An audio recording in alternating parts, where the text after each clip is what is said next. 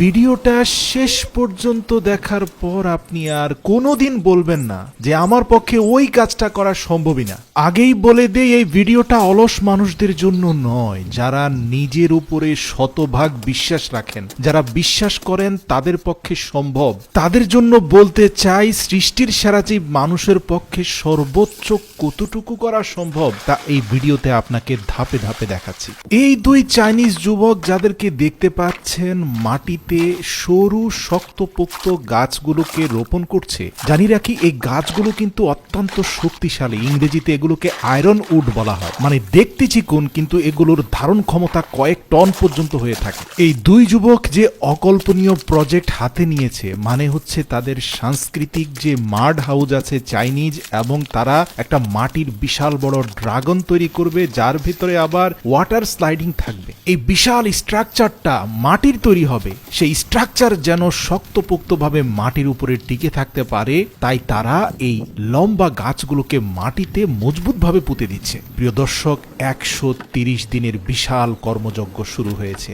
দিন রাত কঠোর পরিশ্রম করছে এই দুই যুবক। এরা জঙ্গলে বসবাস করে, জানে কিভাবে প্রকৃতির সাথে যুদ্ধ করে টিকে থাকতে হয়। দেখতে পাচ্ছেন মাত্র 4 থেকে 5 দিনের মধ্যে মাড হাউজের মূল স্ট্রাকচার তৈরি করে ফেলেছে। প্রত্যেকটা গাছের কাঠামোকে অন্য আরেকটা কাঠামোর সাথে লিভিং রুট দিয়ে মজবুতভাবে বেঁধে দিয়েছে। এই লিভিং রুট কিন্তু কখনো মরে যাবে না, যতবার বৃষ্টির পানি পড়বে এই লিভিং রুটগুলো জীবিত হবে, তাই বাঁধ দেওয়া এই বস্তু পচে যাওয়ার শঙ্কা নেই। প্রিয় দর্শক, দেখতে দেখতে তারা তাদের মাড হাউজের মূল স্ট্রাকচার সম্পন্ন করে জঙ্গলের শন কেটে আনলো। এই শনগুলো মূলত রডের কাজ করে। ধরুন, রড, সিমেন্ট এবং বালি দিয়ে যে একটা চমৎকার ঢালাই হয়, যেহেতু এই ঘরটা তৈরি হচ্ছে কাদামাটি দিয়ে, তাই কাদামাটি ধরে রাখার জন্য এই জঙ্গলের শনগুলো খুবই উপকারী। এগুলো দীর্ঘদিন পর্যন্ত টিকে থাকে এবং লাল মাটির কাঠামোকে কামড়ে ধরে রাখে। আপনারা দেখতে পাচ্ছেন ঘরের দেয়াল থেকে শুরু করে সিঁড়ি,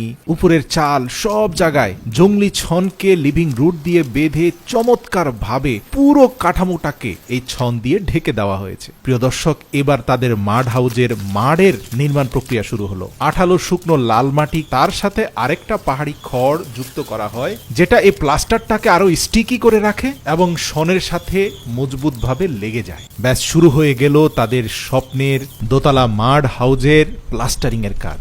দিনরাত এক করে দীর্ঘ 2 সপ্তাহে তারা তাদের মাড হাউজের কাজ শেষ দিল। পরবর্তী আরো কয়েকটি সপ্তাহ লেগে গেল এই মাড হাউজের ডিজাইনিং করতে। এই যুবকদেরকে দেখে যদি আপনার মনে হয় শুধু পরিশ্রম করতে পারে, তাহলে আপনি ভুল ভাবছেন। দেখতে পাচ্ছেন কতটা নিপুণ হাতে কারুকার্য করছে। প্রিয় দর্শক, পুরো ঘর লাল মাটির প্লাস্টার দিয়ে ঢেকে ফেলার পরে তারা এটার চালে চাইনিজ ট্রেডিশনাল ফিল দেওয়ার জন্য নিজেরা ট্রেডিশনাল ওয়েতে লাল মাটির ছোট ছোট পাটাতনকে পুড়িয়ে একটা ইট তৈরি করলো, যেটা ছাদের অংশটার উপরে চমৎকারভাবে বিছিয়ে দেওয়ার পরে আপনারা দেখতে পাচ্ছেন সেই চাইনিজ ট্রেডিশনাল রোফ সিস্টেমটা পরিষ্কারভাবে ফুটে উঠেছে। ব্যাস, মাড হাউস সম্পন্ন করার পাশাপাশি ঘরের ভেতরে তৈরি করা তাদের খাটের মধ্যে একটা জম্পেশ ঘুম দিয়ে সকালে উঠেই তাদের দ্বিতীয় প্রজেক্টের কাজ শুরু করে দিল দুজনে। চাইনিজদের ট্রেডিশনাল ড্রাগন তৈরি হবে কিন্তু বাঁশের কঞ্চি আর শন দিয়ে। আপনারা দেখতে পাচ্ছেন কতটা জটিল এবং কঠিন এই কাঠামোটা তারা দুজন তৈরি করছে। পুরো কাঠামোটা শন, বাঁশের কঞ্চি এবং লিভিং রুট দিয়ে তৈরি হচ্ছে, ভাবতে পারেন, এবং যার উপরে মাডের প্লাস্টার করছে।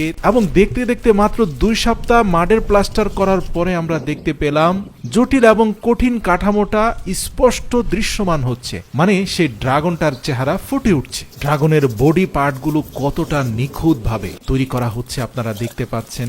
ঠিক যেমনটা আমরা বিভিন্ন চাইনিজ ট্রেডিশনাল অনুষ্ঠানে দেখে থাকি, ঠিক হুবহু ওভাবেই কাদামাটি দিয়ে তৈরি হয়ে গেল তাদের চমৎকার ড্রাগনের সম্পূর্ণ কাঠামো। জানিয়ে রাখি, এই ড্রাগনের পেটের ভেতর দিয়ে কিন্তু একটা স্লাইডিং চেম্বার রাখা হয়েছে, যেটা সরাসরি সুইমিং পুলের সাথে কানেক্টেড। এখন কথা হচ্ছে এই ড্রাগনের নিচে তাহলে সুইমিং পুল নির্মাণের কাজ শুরু করতে হবে। যেই চিন্তা সেই কাজ, আবার দিনরাত এক করে শুরু হয়ে গেল সুইমিং পুল নির্মাণের কাজ। আপনারা দেখতে পাচ্ছেন রাতে বাতি জ্বালিয়েও তারা খনন করেই চলেছে। সুইমিং পুলের চারপাশে একটা ফেন্স তৈরি করার জন্য মজবুত কাঠের গুঁড়িকে মাটিতে পুঁতে তার মধ্যে আবার লাল মাটির প্লাস্টার দেওয়া হলো। সর্বশেষ ধাপে আমরা তাদের পেইন্টিং এর চমৎকার কিছু কারুকার্য দেখতে পেলাম। সুইমিং পুলের কাজ কাজ শেষ করে সেখানে পেইন্টিং হলো, সুইমিং পুলের চারপাশের দেয়ালে পেইন্টিং হলো, এমনকি ড্রাগনের বডিতে বিভিন্ন রকমের রঙের ছোঁয়া আমরা দেখতে পেলাম। এবং সর্বশেষ হাঁড়ি দিয়ে পানি কেটে কেটে সুইমিং পুলে পানি ভরে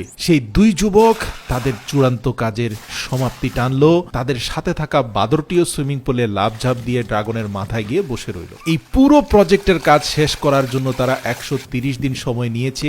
একটি দিনের জন্য তারা এই কাজটি বন্ধ করেনি, কখনো এমনটা ভাবেনি যে তাদের পক্ষে এই কাজটা করা সম্ভব নয়। প্রিয় দর্শক, দুজন মানুষ যদি 130 দিনে এই মেগা প্রজেক্ট শেষ করতে পারে, তাহলে 18 কোটি বাঙালির পক্ষে আরো কত কি করা সম্ভব। কিন্তু সে অনুযায়ী আমাদের দেশ কেন এগিয়ে যাচ্ছে না? কারণ আমরা প্রতিহিংসা পরায়ণ, আমরা বিদ্বেষী মনোভাব রাখি, আমরা নিজের সম্ভাবনার চেয়ে অন্যের ত্রুটি খোঁজায় ব্যস্ত থাকি। এই এক ন্যাস্টি গেম আমাদের অন্তরকে কলুষিত করে রাখছে যুগের পর যুগ, শতাব্দীর পর শতাব্দী। আসুন নিজের সম্ভাবনার দুয়ারকে জাগ্রত করুন। মনে রাখবেন, আপনার হাত ধরেই কিন্তু দেশ এগিয়ে যাবে। সুতরাং দেশকে এগিয়ে নিয়ে যেতে হলে আপনাকে আগে এগিয়ে যেতে হবে।